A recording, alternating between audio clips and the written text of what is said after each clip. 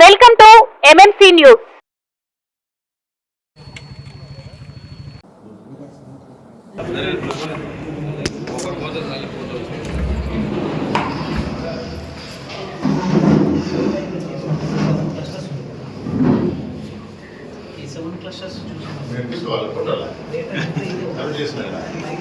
ఆయన కావాలా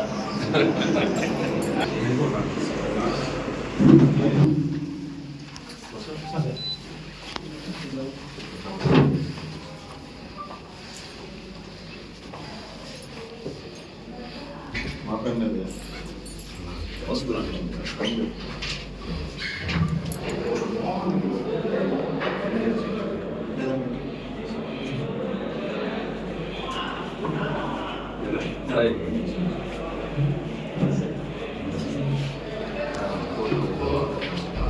ప్రసాద్ అన్న ప్రసాదం హోటల్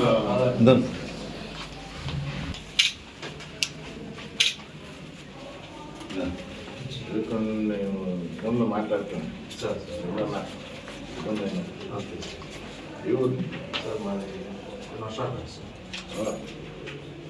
మేము కంటెస్ట్ చేసినప్పుడు చిన్నపిల్లవాడు సార్ 99లో 6th class 7th sir.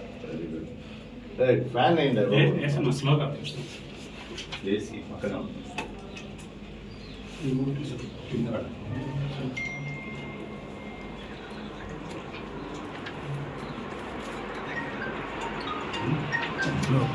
సేనన్న sound నీకు బాగా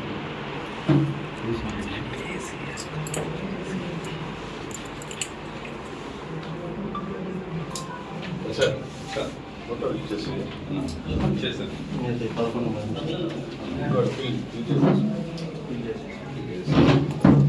దగ్గర ఉన్న పేర్లు ఆ రోజు లేని వాళ్ళ పేర్లు కూడా రాశారు. మీరు కూడా మీ ఎంక్వైరీ చేసినప్పుడు కొంచెం జాగ్రత్తగా ఉండండి సార్ అంటే మీకు మీరు కరెక్ట్గానే చేస్తారు. అదే ఉన్నాయి అన్ని క్లియర్గా ఉన్నాయి. ఎందుకంటే ఆ రోజు బందోబస్తు మీరే ఉన్నారు సార్. అప్పుడు లేడీ ఉంది కదా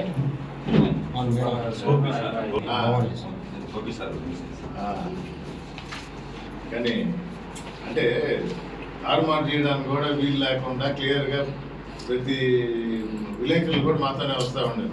వాళ్ళ వీడియోలు ఉన్నాయి, మా వీడియోలు ఉన్నాయి.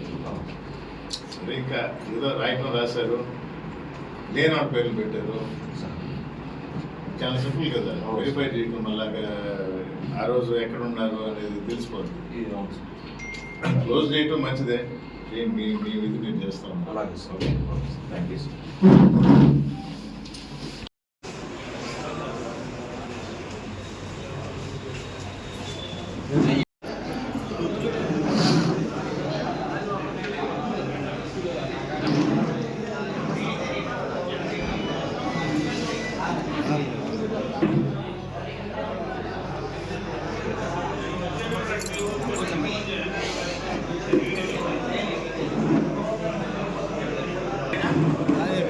నువ్వు మట్టి తీసుకుంటే నేను చెప్పమన్నాను కదా ఏడా 41A నోటీస్ మీద నాకు చెప్పిందే సార్, మీరు లేని వాళ్ళని కూడా పెట్టారు కదా. 1.5 సంవత్సరం క్రితం శాంతియుతంగా ఇక్కడి నుంచి మన సబ్స్టేషన్ దాకా నడిచి ఈ మహిళా కౌన్సిలర్స్ నాయకులు వీళ్ళే నాకు తోడుగా చుట్టూ ఉన్నారు. మేము ఆ బ్యానర్ పట్టుకొని సబ్స్టేషన్కి నడుచుకొని వెళ్తే దారిలో ఒక తెలుగుదేశం నాయకుడు ఆగమనం చేస్తే విలేకరు మిత్రులు వాళ్ళ ఫోన్లో కానీ కెమెరాల్లో కానీ ఆ దృశ్యాలన్నీ ఆ రోజు వీడియో తీయటం జరిగింది. మా వాళ్ళు వీడియోలు తీశారు. అయినా కూడా ఈ కూటమి ప్రభుత్వం దొంగ కేసులు పెట్టడంలో దినదినం అభివృద్ధి చెందుతూ ఆ రోజు కూడా అలాంటి దొంగ కేసు ఒకటి పెట్టారు. లేనివారు ఊర్లోనే లేరు, వాళ్ళ పేర్లు చేర్చారు. ఇంతకాలం తర్వాత ఈ మధ్య అంటే మొన్నే చూశారు తిరుపతి లడ్డు విషయంలో కేసు నీరు గార్చేది ఎలా, తప్పుడు నివేదికలు ఇప్పించుకునేది ఎలా అంటే ఈ తెలుగుదేశం ప్రభుత్వం నుంచి నేర్చుకోవాలి. ఇలాంటి తప్పుడు నివేదికలు ఇప్పిస్తారనే, లేని వారిని ఇరికిస్తారనే ఆ రోజే మా నాయకులు వైఎస్ఆర్ కాంగ్రెస్ పార్టీ తరఫున సుప్రీంకోర్టుకు పోవడం జరిగింది. మేము పోయాం, ప్రభుత్వం కాదు. సుప్రీంకోర్టు నిజ నిర్ధారణ చేయడానికి ఒక కమిటీని వేసింది. ఆ కమిటీ రిపోర్ట్ ఇచ్చింది.